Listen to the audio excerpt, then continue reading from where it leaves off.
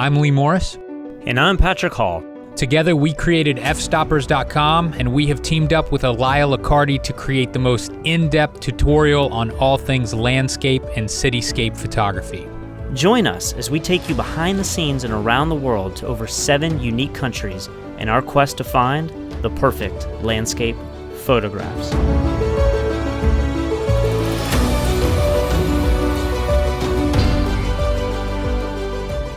In this week's episode, we regret not upgrading our rental to 4-wheel drive. We put our camera's weatherproofing to the test, and we spend our last night in Iceland relaxing in the natural hot springs. So it's a final day in Iceland. We are packing up cars. So we may have had our first serious casualty in gear. It's the dumbest mistake ever. We were filming last night by the side of the road. We were using both tripods, and we get up this morning and we are afraid that we've left our tripod by the side of the road. I'm hoping that we're gonna unpack this and it's gonna be back behind and it's I don't think so. I think you guys left it on the side of the road in the dark. Shit happens. Shit happens. Yeah, it's gonna snow like crazy. It's gonna snow heavily here in the south for the next hours on the way we're going. All right, so I've given it some thought, and I think I figured out who is responsible for losing the tripod. First of all, Siggy is our guide. So he's really responsible for everything overall, okay? So really, we could just summarize this entire issue and put it all on Siggy's shoulders. But I choose to only give him 25% of the blame, okay? Now, Naomi, she should have been outside with us while we were filming, but she was too lazy warming herself in the car, right? She didn't even want to have anything to do with it. So I give her 25% of the blame as well. Now, I don't think I could have ever made a mistake like this. So obviously the other person using the tripod, they are to blame, and that's Patrick here. Patrick deserves 25% of the blame, for sure. And then Elia was... I'm guessing based on the math, the person was left. I mean, hold on, don't get ahead of yourself. So Elia was arguing with us constantly about filming because it was night and it didn't look the same as the other night. Because it was snowing. Yeah, and it took my mind away from the tripod. And so it's at least 25% Elia's fault. Now, I would of course give myself some blame, but there's no percentage left to give. I believe you hated the tripod that we still have so much that you gave that one to me. So my tripod and my camera are still in the car right now. Regardless of who is at fault for losing the tripod, we were about to face something much more serious.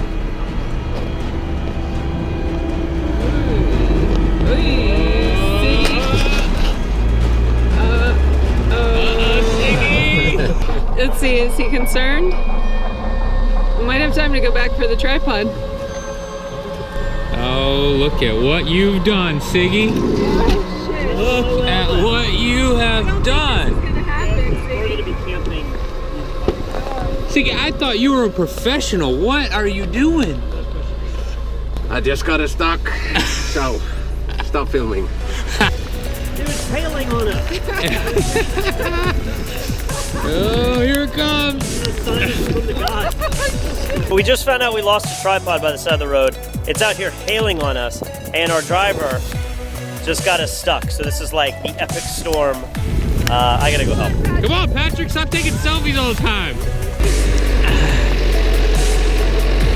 I have my whole 110 pounds into it. You can do it, put your ass into it.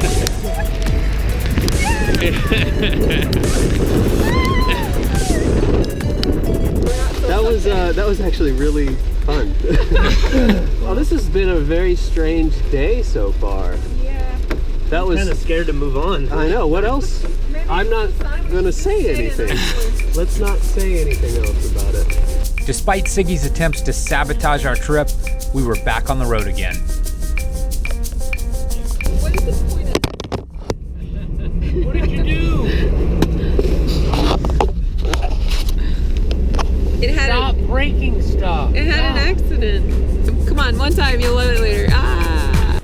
So we are at the next waterfall here. This place is crazy. I'm just getting B-roll footage of Elia working out here, and right now there's no people in the scene, so I'm able to get a shot that makes it look like we're out here by ourselves.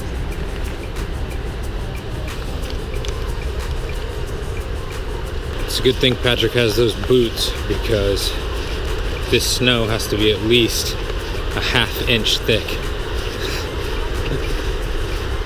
And the winner of the absolute worst piece of gear on this entire trip is this freaking tripod. Don't lengthen those legs, lengthen the little ones. You can't, because I think this is the second time now we've lost Look at this. the rubber feet. They just fall out. But it goes flush, so you can't grab it. Yeah, there's no way to get these out. So I have to extend this. And I remember we lost these in Charleston at the beach, and now we're in Iceland. We had them replaced. What tripod is this? This is the Manfrotto 190, and it is a piece of crap. Under no circumstances should you buy this tripod. Yeah. This is, besides like the Walmart ones that are $40 and made of aluminum foil and plastic, this is the worst tripod I've ever used. Yeah. You got a little water there. A little water? You think it'll show up? I think it might show up on your pictures.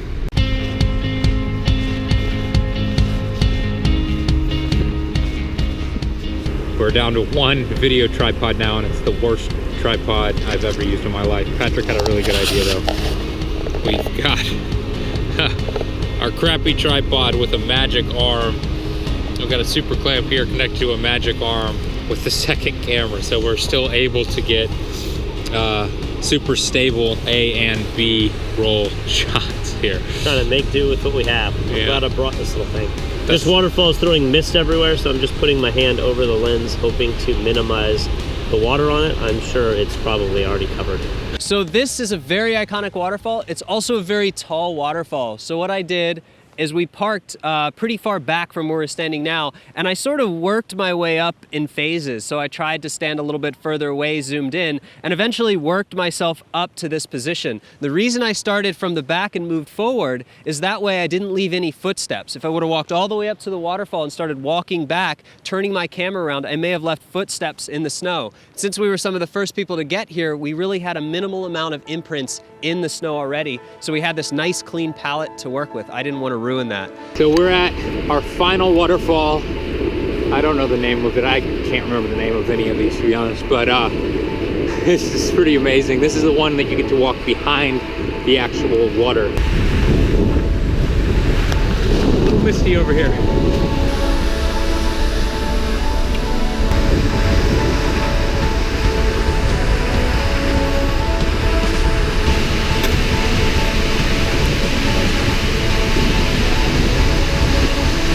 This is insane. That's so insane. This is pretty incredible. I mean, it's like an ice dungeon death trap. But the spray back here isn't as bad as it is climbing up. You can see that walkway is just getting pummeled. I've always wondered what the deal was with all these people talking about how awesome their cameras were because they were weather sealed. I always thought it was something that people just like bragging about, but nobody actually used the feature. Who would go out in the rain and take pictures? Who would get their cameras wet all the time? It doesn't make any sense. This trip has completely changed my mind. All of our camera gear all the time it's so wet. It's like we just dipped it in a bucket of water and pulled it out and then tried to film with it. Isn't it kind of a neat thing? Like, when I first got into photography, it really babied my gear.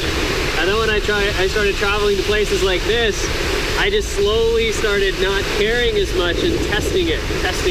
Yeah. And I was like, I don't know if the gear is going to survive, but I'm okay with that because I'm going to get great shots.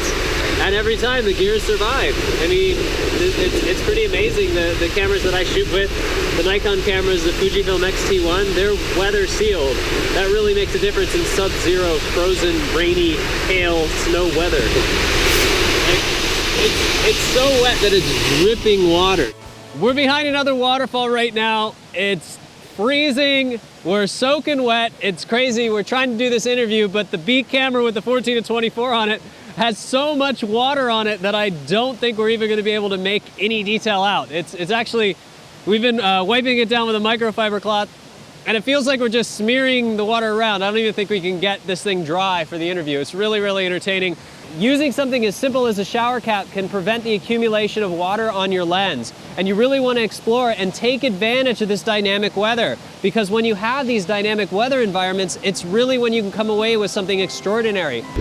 So the nice thing about some of these waterfalls is they're very touristy, and they have a little cafe built right on.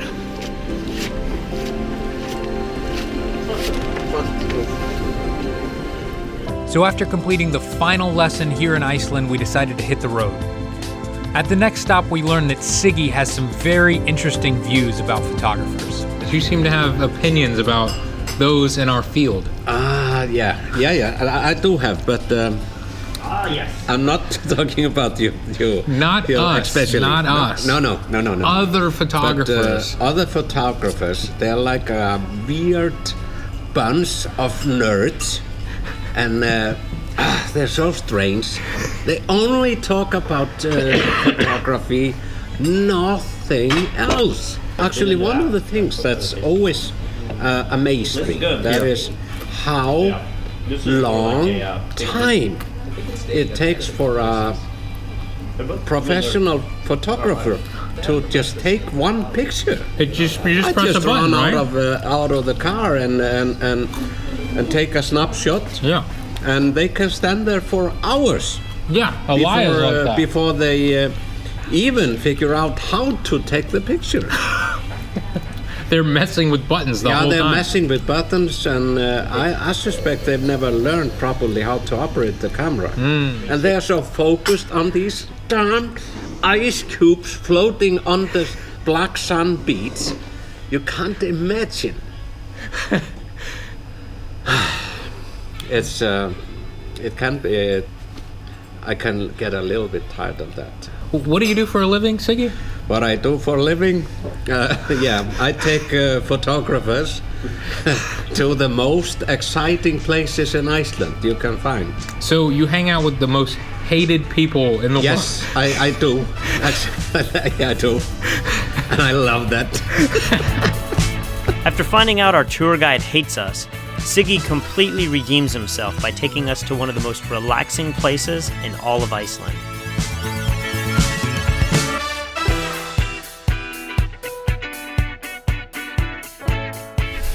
Let's go.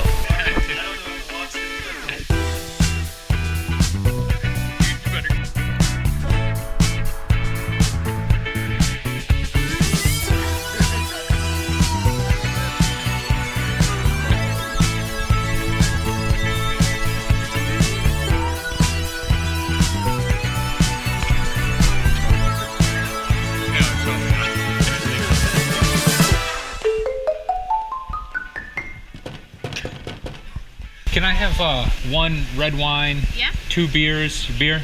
Yeah. Whatever, local beer.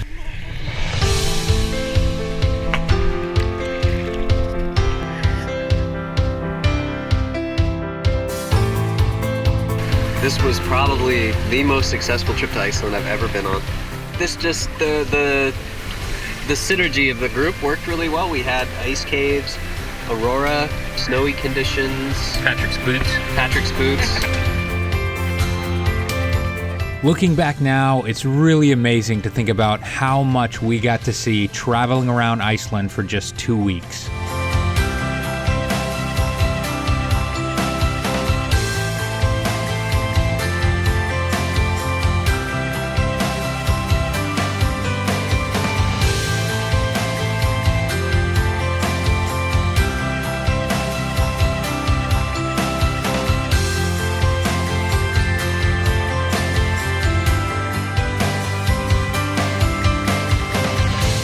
Over the years, I've been able to travel to a lot of places. I feel pretty fortunate, but I must say, Iceland is definitely the coolest place I've ever been to, period. And if you get the chance, I highly recommend seeing all that this country has to offer. But don't worry, our adventure isn't done yet. Iceland marks just the halfway point through this tutorial, so join us next week as we board a plane and head down to the southern hemisphere as we continue this photographic journey in New Zealand.